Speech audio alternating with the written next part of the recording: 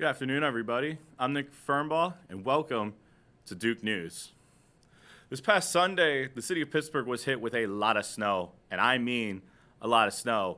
It led to the streets being covered all over Pittsburgh on Sunday. Many students went around the campus and took fun in the festivities of the streets being covered in a winter wonderland. And, well, I can personally attest there was a lot of good memories made that night, from sledding down the hill near my building, Brodier Hall, with Jack and Carlos and many others, to helping getting a car out of the snow.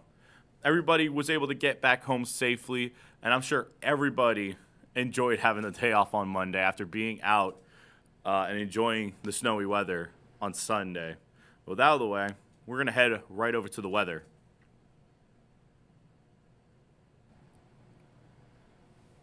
Thanks, guys. When you get, as we're getting ready for the weekend, unfortunately, this weekend's still going to remain freezing cold. I feel like the ultimate kicker of that is, well, seeing that tonight it's going to get down to -6, and that's not even the real feel, folks. So, I mean, this is tonight's going to be freezing cold. Stay inside if you can. When we get to the weekend, you're at least going to see a little bit of a positive by, not seeing negatives for the lows.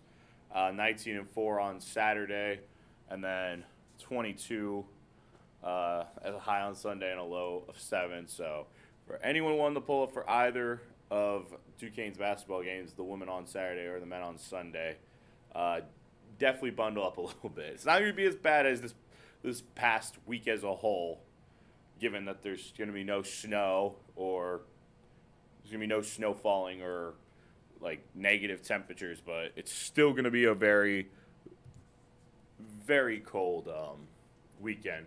As we get back to Monday, you're actually, again, Monday, you're going to start seeing warmer temperatures, and I say warmer as the sense of like the lows are in the teens, which is sadly a positive given the last, 9 days straight with a high of 27. Tuesday, high of 29. Oh, a little lower there. High of 29 and a low of 17. And unfortunately, I don't think it's a much. I think it's calling for maybe 1 inch to 2 inches. But they are calling for more snow on Wednesday, which I can see producer Carlos in the back groaning there, because I think we are all in Pittsburgh collectively over the snow at this point. But for the most part, it should actually be a little bit of a warmer week in retrospect to what we've been dealing with over the past, I'd say, week and a half. So it will get slightly better, but make sure you're all still staying bundled up tight, because it's still going to be very cold over the coming weeks as we head into February. So with that out of the way, I'm Nick Fernbaugh. Now back to you. All right. On Sunday at 6 p.m., there will be a Mass in the Chapel of the Holy Spirit, followed by a shared meal across the street in the School of Pharmacy Rotunda. Take some time to be able to share some faith and fellowship with peers ahead of the start of a new week. For more questions or information, contact Debbie Kostowski. And now we're going to head on to sports, and this was a pretty rough week all around for Duquesne basketball as a whole. We're going to start first with the men, as on Saturday, January 24th, the men's basketball team went on the road to face last place Loyola Chicago, and they were able to defeat them soundly 71-59. The game was led by strong performances by Terrence Ginyard, who had 23 points, and Jimmy Williams having a double-double with 10 rebounds and 16 points of his own. So you think with what I said here that the Dukes are able to take that strong road performance and bring it back home to the Cooper Fieldhouse, right? No. That was unfortunately not the case, as after that good road performance, they took a tough loss at home to the second worst team at the time in the conference, St. Bonaventure, as they ended up losing 87-79, as they are still unfortunately looking for their first home win in conference play. And while this game unfortunately had it all, going 12 for 22 at the free throw line, poor defense by not setting their feet well, and just so many mistakes overall.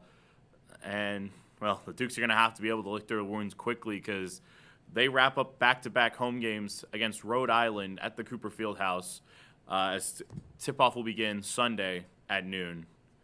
And I wish that story of the bad news stopped, but unfortunately it got worse as the Duquesne's women's basketball season, nightmare season, just continues as they drop their 9th and 10th straight contests, first at home against St. Joseph on Saturday, and then on the road against Richmond, as it started with a home loss to St. Joseph's at the Cooper Fieldhouse on Saturday, in which Will McDonald and Jack Morgan were calling the game.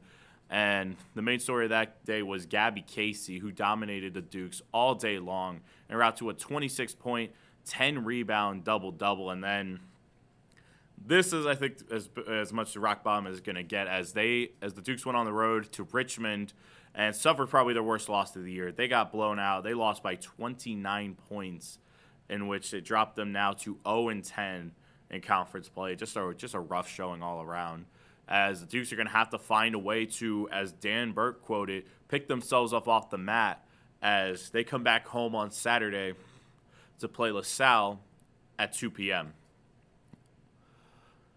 In some positive news, though, the Duquesne University indoor track and field team will feature a split squad this weekend, with competitors traveling to the Penn State National Open and the Young State University Mid-Major Invitational. And this last time out on Saturday, this past Saturday, the Duquesne University indoor track and field team claimed 3 event titles Saturday at the Ashland Invitational, led by victories from Sylvia Kashak, Caroline Garby, and Lauren Stroka. Kashik captured the mile for her second straight win to open her indoor career, finishing in 4 minutes and 53 seconds to place third all-time in Duquesne history. The time marked by the fastest mile by a Duke since 2014, as Kashik topped a 30-runner field by nearly 4 seconds. That's some impressive stuff right there. But it didn't just stop there. Garby added a win of her own in the high jump, clearing a meet best 1.67 meters on her second attempt. The season best mark gave the junior her third career victory. And Stroker rounded out the wins by claiming the triple jump with an 11.38 meter mark on her final attempt. Teammate Devlin Faber finished runner-up in the event with a leap of 11.12 meters. Again, some very impressive stuff from the indoor track and field team. Get ready to dress to impress. Duquesne students, alumni, staff, and friends are invited to shop at the Robinson Mall location of J.C. Penney's. Participants enjoy up to 30% off selected merchandise, including, including career wear, suits, business casual, jewelry, and more. Additionally, participants will receive a coupon for $25 off a $100 purchase. Stop by the Duquesne check-in table anytime between 3 to 6 p.m. to get your discount coupons. We hope you could join us to save big as you continue to build up your professional image. In many Christian traditions, including Roman Catholicism, February 2nd is Candlemas, a celebration of light where our days are very short in this part of the world.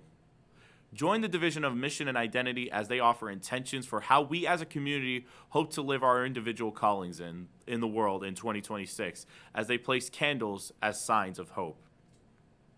The event will be taking place Monday, February 2nd from 7 to 8 p.m. at the Assumption Commons. And lastly, folks, don't forget, February 11th is a very, very important day, as it is Duquesne University's Day of Giving. Be sure to visit www.dayofgiving.duq.edu to make an online gift to your favorite area of campus, because your support helps students reach their bigger goals. That's it for this week's edition of Duke News. Make sure to stay connected by subscribing here at DSTV YouTube to stay updated every week on what's going on around Duquesne's campus. I'm Nick Fernbaugh, and we will see you next week. Take care, everybody.